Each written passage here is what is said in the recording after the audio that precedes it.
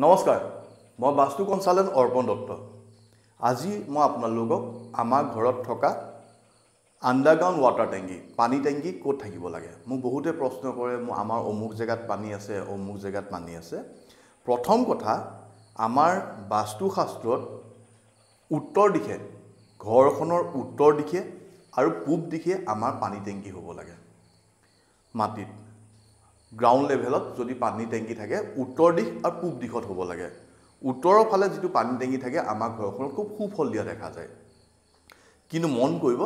উত্তৰৰ পানী টেংকি যেটো আমি বনাম হেতু আন্ডাৰগ্ৰাউণ্ড হলে ভাল মাটিৰ তলত হলে ভাল উত্তৰ পূবৰ ফালে আৰু উত্তৰ পশ্চিমৰ ফালে যদি আমি বনাব খুজিছো মাটিৰ ওপৰত বনাব পাৰো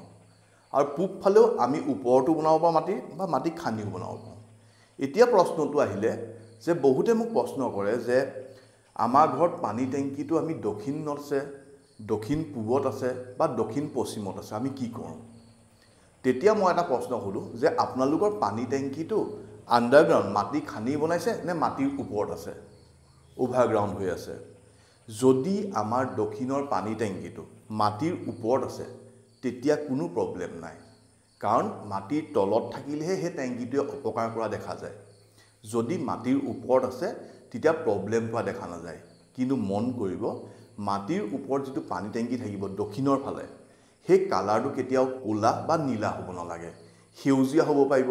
বগা হ'ব পাৰিব হালধীয়া হ'ব পাৰিব এটোৱে মন কৰক আৰু পানী টেংকি মই যোন ফালে বনাবলৈ কৈছো সেই ফালে বনাওক আৰু দক্ষিণত যদি কিবা পানী টেংকি ভুল হৈ আছে আপোনালোকে শুধৰাই ল'ব ধন্যবাদ